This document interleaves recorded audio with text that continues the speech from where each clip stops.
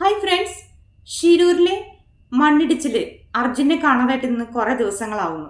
എല്ലാവരും പ്രാർത്ഥനയോടെയും കണ്ണീരോടെയും കാത്തിരിക്കുകയാണ് അർജുൻ്റെ തിരിച്ചുവരവിന് വേണ്ടി. അതിനിടയിൽ രക്ഷാപ്രവർത്തനത്തിന് വന്ന രഞ്ജിത്ത് ഇസ്രായേലിനെ കുറിച്ച് പല കഥകൾ നമ്മൾ കേട്ടു. അതിനെക്കുറിച്ചൊന്ന് രണ്ടു വാക്ക് എനിക്ക് സംസാരിക്കണമെന്ന് തോന്നി. അതായത് രഞ്ജിത്ത് ഇസ്രായേൽ ഈ ഒരു അപകടം നടന്ന സ്ഥലത്ത് വരുന്നത് 5 ദിവസങ്ങൾക്ക് ശേഷമാണ്.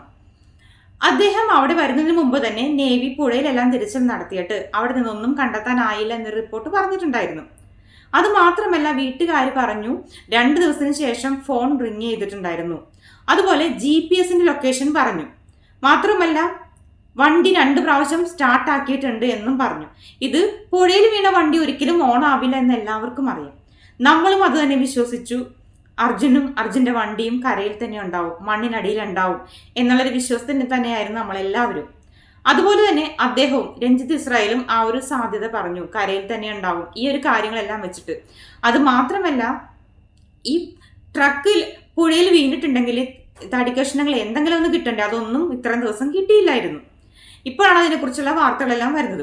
അപ്പോൾ ഇത്രയും തെളിവുകളെല്ലാം വരുന്നതിൻ്റെ അടിസ്ഥാനത്തിലും ഫോൺ ബെല്ലടിച്ചു, GPS ലൊക്കേഷൻ, അതുപോലെ വണ്ടി സ്റ്റാർട്ടായിട്ടുണ്ട്, ഇതെല്ലാം പറയുമ്പോൾ വണ്ടി മണ്ണിനടിയിൽ തന്നെയുണ്ട് എന്ന് ഉള്ളൊരു സാധ്യതയാണ് അദ്ദേഹവും പറഞ്ഞ് അങ്ങനെയാണ് തിരച്ചിൽ നടത്തിയത്. ഇന്ന് അദ്ദേഹത്തെ കുറ്റപ്പെടുത്തുന്ന ഒരുപാട് ആൾക്കാരുണ്ട്. നമ്മൾ പറയാറുണ്ട് മലയാളികൾ ഒരു പ്രശ്നം വന്നാൽ ഒറ്റക്കെട്ടാണെന്ന്. പക്ഷെ ഇവിടെ കാണുന്നത് അദ്ദേഹത്തെ എല്ലാവരും കുറ്റപ്പെടുത്തുന്നു. രഞ്ജിത്താണ് വന്നതുകൊണ്ടാണ് ഇപ്പോൾ ഒരു തിരച്ചിൽ വഴിതിരിച്ച് വിട്ടത്, എന്തൊക്കെയാണ് ഞാനെന്ന് മാത്രം പറഞ്ഞ് സംസാരിക്കുന്നു എന്നെല്ലാം പറഞ്ഞു. അദ്ദേഹം വന്നതിന് ശേഷം ശരിയാണ്, മാധ്യമപ്രവർത്തകരോട് അദ്ദേഹം സംസാരിച്ചിട്ടുണ്ട്. കാരണം നമുക്ക് അവിടുന്ന് വ്യക്തമായ റിപ്പോർട്ടുകൾ തരാൻ കഴിയുന്ന ഒരു വ്യക്തിയായിരുന്നു അദ്ദേഹം. അവിടെ പോയി സംഭവ സ്ഥലമെല്ലാം കണ്ട് അവിടെ എന്താണ് നടക്കുന്നുള്ള കാര്യങ്ങളെല്ലാം നമ്മൾ അറിയിക്കുന്നുണ്ടായിരുന്നു. അപ്പോൾ ഞാനൊന്ന് ചോദിച്ചിട്ട്, നമ്മളെല്ലാവരും ഈ കംഫോർട്ട് സോണിൽ നിന്ന് പറയാൻ എല്ലാവർക്കും പറ്റും. പക്ഷേ രക്ഷാപ്രവർത്തനത്തിന് വേണ്ടി സ്വമേധയ പൈസ ഒന്നും വാങ്ങിയിട്ടൊന്നുമല്ല അദ്ദേഹം വന്നത്. സ്വമേധയ അദ്ദേഹത്തിൻ്റെ ആ ഒരു ഇഷ്ടത്തോടെ ആ ഒരു രക്ഷാപ്രവർത്തനത്തിന് വരുന്നു. അത് മാത്രമല്ല, ജീവൻ പോലും പണയം വെച്ചിട്ടാണ് അദ്ദേഹം അവിടെ വരുന്നതെന്ന് നിങ്ങൾ ചിന്തിക്കണം. അപ്പോൾ അങ്ങനെ ഒരു സാഹചര്യത്തിൽ വന്നൊരു വ്യക്തിയെ ഇന്ന് എല്ലാവരും കുറ്റപ്പെടുത്തുമ്പോൾ, ഇപ്പോൾ അർജുനെയോ അല്ലെങ്കിൽ അർജുൻ്റെ ട്രക്കിനെയോ ആ മൺകൂനയുടെ അകത്തുനിന്ന് കിട്ടിയിരുന്നെങ്കിൽ ഇന്ന് നിങ്ങളെല്ലാവരും അദ്ദേഹത്തെ വാഴ്ത്തപ്പെട്ടാനാക്കിയാണ്. വളരെ വിഷമം തോന്നുന്നു. കാരണം നമ്മളെല്ലാവരും ഒറ്റക്കെട്ടായി നിന്ന് പ്രാർത്ഥിക്കേണ്ട, കണ്ണീരോടെ പ്രാർത്ഥിക്കേണ്ട, എങ്ങനെയും കിട്ടട്ടെ എന്ന് പ്രാർത്ഥിക്കേണ്ട സമയത്ത് ജീവൻ പണയം വെച്ച് വന്ന അദ്ദേഹത്തിനെ ഇങ്ങനെ കുത്തുവാക്കുകൾ പറയുന്നതും കുറ്റപ്പെടുത്തുന്നതും കേൾക്കുമ്പോൾ വളരെ വിഷമം തോന്നുന്നു. ഒരിക്കലും അർജുൻ പുഴയിലുണ്ടെന്ന് കരുതിയിട്ട് വഴിതിരിച്ച് വിട്ടതുകൊണ്ട് അദ്ദേഹത്തിന് ഒന്നും തന്നെ കിട്ടാനില്ല. നമ്മളൊന്ന് ചിന്തിച്ച് നോക്കുക. അത് മാത്രമല്ല, ഇപ്പോൾ ഇത്രയും സാങ്കേതിക വിദ്യകൾ ഉപയോഗിച്ച് അവിടെ റഡാർ സിഗ്നൽ കണ്ടെത്തി എന്ന് പറയുന്നത് മൺകൂനയിൽ നമ്മളെല്ലാവരും അറിഞ്ഞ കാര്യങ്ങളാണ്. അപ്പോൾ ആ ഒരു വ്യക്തിയെ മാത്രം എന്തിനിങ്ങനെ കുറ്റപ്പെടുത്തുന്നു? അത് മാത്രമല്ല, ഇത്രയും സാങ്കേതിക വിദ്യകൾ ഉപയോഗിച്ച് പുഴയിൽ ലോറിയുടെ സാന്നിധ്യം കണ്ടെത്തിയിട്ടുണ്ട് അതുപോലെ എന്നൊക്കെ പറഞ്ഞിട്ട് പോലും ഇന്ന് വരെ നമുക്ക് അവിടെ നിന്ന് ഒന്നും എടുക്കാൻ കഴിഞ്ഞിട്ടില്ല. അത് ആദ്യം മനസ്സിലാക്കുക. അദ്ദേഹവും ഒരു മനുഷ്യനാണ് അല്ലെ. അവിടെ രക്ഷാപ്രവർത്തനത്തിനെത്തിയ എല്ലാവരെയും നമ്മൾ ആരെയും കുറ്റപ്പെടുത്താൻ പാടില്ല. അതുപോലെ ലോറി ഓണർ മനാഫിനെയും കുറെ ആൾക്കാർ പറയുന്നത് ഞാൻ കണ്ടു. ശരിയാണ്, നമുക്ക് GPS കാര്യങ്ങൾ അങ്ങനെ പല കാര്യങ്ങളും അദ്ദേഹവും പറഞ്ഞിട്ടുണ്ട്. പക്ഷേ ഈ ഭാരത് ബെൻസിൽ വിളിച്ചപ്പോൾ 2 വണ്ടിയുടെ നമ്പർ കൊടുത്തു, അതിനനുസരിച്ചിട്ടാണ് വേറൊരു വണ്ടിയാണ് ഓണായതെന്നൊക്കെ പറയുന്നത്. അങ്ങനെ കുറേ റോങ് ഇൻഫർമേഷൻ കിട്ടിയിട്ടുണ്ട്. പക്ഷെ അതാരും വഴിതിരിച്ചു വിടാൻ വേണ്ടി ഒന്നും പറഞ്ഞിട്ട് കാര്യമില്ല. കാരണം ഈ പറയുന്ന വ്യക്തി രക്ഷാപ്രവർത്തനത്തിന് അവിടെ വരുന്നത് തന്നെ 5 ദിവസങ്ങൾക്ക് ശേഷമാണ്. അപ്പോൾ 5 ദിവസം കൊണ്ട് കണ്ടുപിടിക്കാത്ത കാര്യം അദ്ദേഹം വന്നതുകൊണ്ടാണോ സുഹൃത്തുക്കളെ വഴിതിരിച്ചു വിട്ടത്? അദ്ദേഹം എത്രയോ സ്ഥലങ്ങളിൽ രക്ഷാപ്രവർത്തനത്തിന് പോയിട്ടുള്ള ഒരാളാണ്. ഞാൻ ഏഷ്യാനെറ്റ് മാത്രമല്ല പല മീഡിയസിലും പറയുന്നത് ഞാൻ കേട്ടു. ഏഷ്യാനെറ്റിനെ അടുത്ത് പറയുന്നത് അവർ പറയുന്ന കേട്ടപ്പോൾ എനിക്ക് വളരെയധികം വിഷമം തോന്നി. അതായത് ഈ രഞ്ജിത്ത് ഇസ്രായേലിനെ കുറ്റപ്പെടുത്തിക്കൊണ്ട് ഒരുപാട് സംസാരിക്കുന്നുണ്ടായിരുന്നു. എന്തിനാണ് നമ്മൾ അങ്ങനെയൊക്കെ സംസാരിക്കുന്നത്? ഈ മാധ്യമങ്ങൾക്കും അതിലൊരു പങ്കില്ലേ?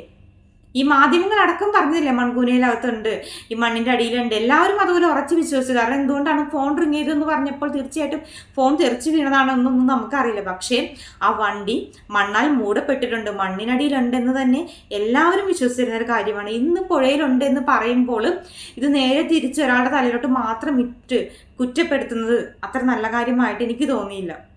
കാരണം അദ്ദേഹം ആ ഒരു രക്ഷാപ്രവർത്തനത്തിന് വന്ന് അദ്ദേഹം ഒരു മനുഷ്യനല്ലേ, ആ ഒരു സാധ്യത പറഞ്ഞു എന്ന് വിചാരിച്ച് അവർക്ക് ഇപ്പം കിട്ടിയിരുന്നെങ്കിൽ ഇന്നിപ്പോൾ അദ്ദേഹം എല്ലാവരുടെയും മുമ്പിൽ ഭയങ്കര സംഭവമായി വാഴ്ത്തപ്പെട്ടവനായി ഇനി പറയാനൊന്നുമില്ല.